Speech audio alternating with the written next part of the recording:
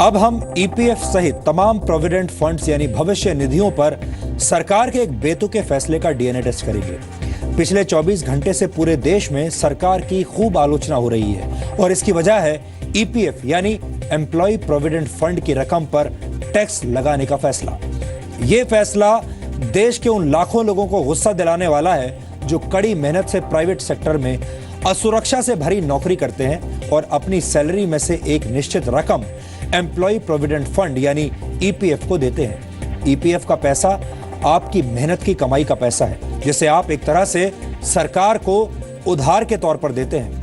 सोचिए अगर कोई आपसे आपकी कड़ी मेहनत से कमाया हुआ पैसा उधार ले और जब आप उससे अपना पैसा वापस मांगे तो वो टैक्स काट कर आपको पैसा लौटाए, तो ऐसी स्थिति में क्या आपको गुस्सा नहीं आएगा? क्या आपको बुरा नहीं लगेगा? ईपीएफ के मामले में सरकार भी ठीक ऐसा ही आपके साथ कर रही है। सबसे पहले हम आपको एम्प्लॉय प्रोविडेंट फंड यानी ईपीएफ के बारे में समझा देते हैं क्योंकि हमारे बहुत सारे दर्शकों को शायद इसके बारे में जानकारी नहीं होगी। प्राइवेट कर्मचारियों की सामाजिक सुरक्षा के लिए वर्ष 1952 में एम्प्लॉय प्रोविडेंट फंड का कानून बनाया गया था। 20 या 20 से ज्यादा कर्मचारियों वाली प्राइवेट सेक्टर की कोई भी कंपनी ईपीएफ एक्ट के दायरे में आती है जो कर्मचारियों की सामाजिक सुरक्षा के दायित्व से बंधी होती है। प्राइवेट सेक्टर में काम करने वाले नौकरी पेशा व्यक्ति की सैलरी का एक हिस्सा एम्प्लॉय प्रोविडेंट फंड यानी ईपीएफ में जमा करना अनिवार्य होता है। कर्मचारी की बेसिक सैलरी का 12% हिस्सा कट कर हर महीने ईपीएफ में जमा होता है और इसमें इतना ही हिस्सा कर्मचारी की कंपनी को भी देना होता है। उदाहरण के तौर पर मान लीजिए किसी की बेसिक सैलरी 10,000 रुपए है तो 10,000 रुपए का 12% यानी 1,200 रुपए कर्मचारी के ईपीएफ में चला जाता है और उस कर्मचारी के ईपीएफ में 1,200 रुपए ही कंपनी को भी देने होते हैं। यानी एक हिस्सा कर्मचारी खुद अपनी सैलरी से देगा और उतना ही हिस्सा दूसरा हिस्सा कंपनी देगी।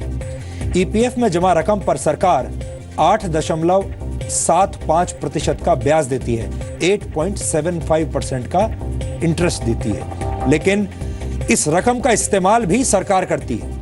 अभी तक की स्थिति यह थी कि ईपीएफ में जमा रकम एग्जेम्प्ट यानी ईईई स्कीम के तहत बिल्कुल टैक्स फ्री थी।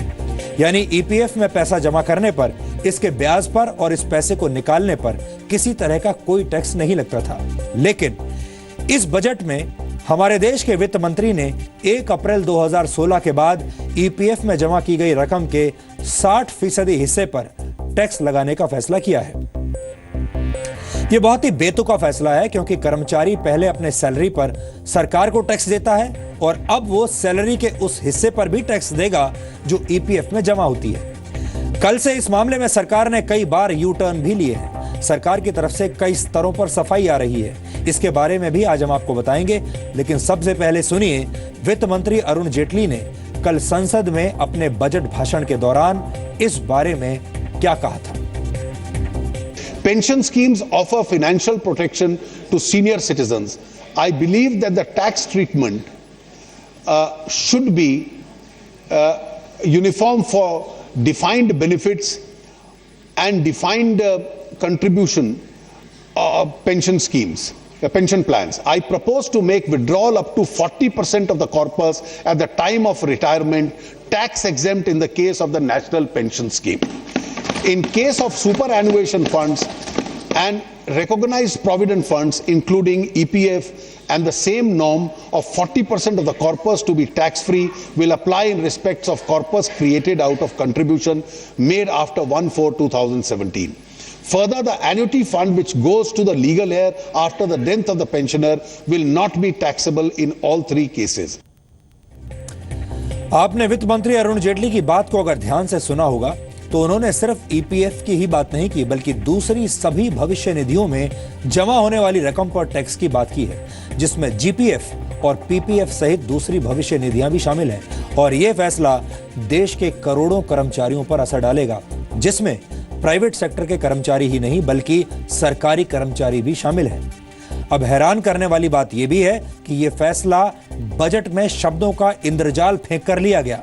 सबसे ज्यादा गुस्सा दिलाने वाली बात यह है कि सरकार इस पर सफाई दे रही है और लीपापोती का काम कर रही है। वित्त मंत्री अरुण जेटली ने बजट भाषण में शब्दों की चतुराई से ईपीएफ सहित सभी भविष्य निधियों में जमा पैसे पर टैक्स लगाने की बात कही। आज रेवेन्यू सेक्रेटरी ने यू टर्न लेते हुए कहा कि पीपीएफ पर कोई टैक्स नहीं लगेगा और ईपीएफ में जमा रकम पर टैक्स नहीं बल्कि उसके 60% हिस्से पर मिलने वाले ब्याज पर टैक्स लगेगा, जिसे आप अपने बचत खाते से निकालेंगे।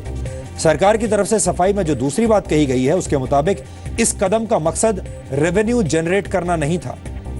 हमारा सवाल यह है कि अगर रेवेन्यू जनरेट करना मकसद नहीं था तो फिर यह बेतुका आइडिया लागू करने का फैसला क्यों लिया गया? सरकार ने अपनी सफाई में जो तीसरी बात कही है उसके मुताबिक सरकार ज्यादा से ज्यादा लोगों को पेंशन फंड की तरफ खींचना चाहती है। हमारा सवाल यहां पर यह है कि अगर यही बात है तो ईपीएफ को बंद करके वो पेंशन स्कीम में मिलने वाले ब्याज को क्यों नहीं बढ़ा देती? सरकार ने अपनी सफाई में चौथी बात यह कही कि ईपीएफ के दायरे में 3 करोड़ 70 लाख कर्मचारी हैं। इन 3 करोड़ 70 लाख कर्मचारियों में 3 करोड़ कर्मचारी ऐसे हैं जिनकी सैलरी 15,000 रुपए से कम है और इन पर यह फैसला लागू नहीं होगा। लेकिन सच्चाई यह है कि ये 3 करोड़ कर्मचारी टैक्स के दायरे में आते ही नहीं है। हमारा सवाल यह भी है कि क्या बाकी बचे 70 लाख कर्मचारियों से सरकार का कोई लेना देना नहीं है? क्या ये कर्मचारी सरकार के लिए कोई मायने नहीं रखते? और क्या इनकम टैक्स देकर ज्यादा पैसा कमाना इन 70 लाख कर्मचारियों की गलती है? सरकार की पांचवी सफाई यह है कि ईपीएफ पर टैक्स से बचा जा सकता है अगर बाकी बची 60% रकम को पेंशन फंड में निवेश कर दिया जाए। यहां पर हम यह सवाल पूछेंगे कि क्या यह लोगों से जबरदस्ती पेंशन फंड में निवेश करने के लिए मजबूर करने वाली बात नहीं होगी, जबकि पेंशन फंड में ज्यादा ब्याज भी नहीं मिलता है।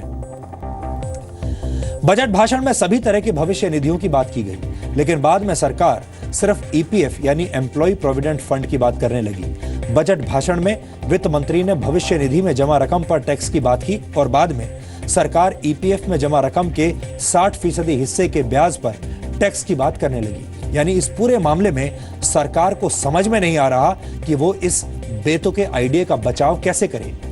इस मामले में किस तरह की प्रतिक्रियाएं सामने आ रही हैं, ये देखना और सुनना भी आज पूरे देश के लिए जरूरी है। जो 15,000 से ज़्यादा कमाते हैं और उन पे एक सीलिंग होगी 12% ऑफ सैलरी एम्प्लॉयर से या 1.5 लाख एम्प्लॉयर से एक सीलिंग होगी और वो कंट्रीब्यूशन जो है जिसपे उन्हें कोई टैक्स नहीं देना पड़ता है और वो फिर कंट्रीब्यूशन टैक्स एग्जेम्प्ट तरीके से बढ़ता चला जाता है। उसको जब वो विड्रॉ करेंगे तब आज के समय जो प्रस्ताव है वो ये है कि अगर आप उसको विड्रॉ करें, चाहे वो ईपीएफओ हो या एनपीएस हो, तो 40% उसमें जो विड्रॉल होगा उस पर आपको टैक्स बिल्कुल नहीं देना पड़ेगा। फिर जो 60% जो बचेगा उस 60% पे अगर आप एनुइटी ले लेते हैं यानी एक पेंशन ले लेते हैं तो जो पेंशन इनकम होगा उस पर आपको टैक्स देना पड़ेगा। एनुइटी लेने के लिए आपको टैक्स नहीं देना पड़ेगा। शिवसेना ने हमेशा ऐसे लोगों के साथ अपनी बात सरकार के सामने रखी है। हम इस बारे में अब अध्ययन कर रहे हैं, पार्टी में निर्णय होगा और जो जनता की आवाज़ होगी, मजदूरों की आवाज़ होगी, हम उसके साथ रहेंगे। देखिए, टैक्स कब लगना चाहिए? अर्निंग पे। एक बार जब उसने अर्न किया अपनी पे, वेतन, लग गया टैक्स। अब उस बेचारे ने उसको सजा आप इस बात की दे रहे हैं कि उसने बचत की। एक तरफ बचत को आप प्रोत्साहित करते हैं, दूसरी तरफ बचत करने वाले को दोबारा टैक्स के लिए आप मजबूर कर रहे हैं। तो ये बहुत ही गलत है, डबल टैक्सेशन है। देखिए, इस प्रकार की जो ये विषय सामने आ रहा है, चर्चाएं हो रही हैं इस पर, लेकिन अभी इसकी गहराई में जाकर के इस पर विचार करने की आवश्यकता पड़ सकती है। अगर पार्टी ने और सरकार ने उचित समझा तो इस पर इस विषय को आगे बढ़ाया जा सकता है। अब हम आपको एकदम सरल तरीके से बताते हैं कि सरकार के इस बेतुके फैसले से आप पर और आपके जीवन पर क्या असर पड़ने वाला है। हमने इस पूरे मामले को गहराई से समझने के लिए एक्सपर्ट का भी सहारा लिया। एक्सपर्ट्स के जरिए हमने आपके मन में मौजूद भ्रम को दूर करने की आज एक कोशिश की है। आप ध्यान से देखिए कि इस फैसले का आपके जीवन पर क्या असर पड़ सकता है।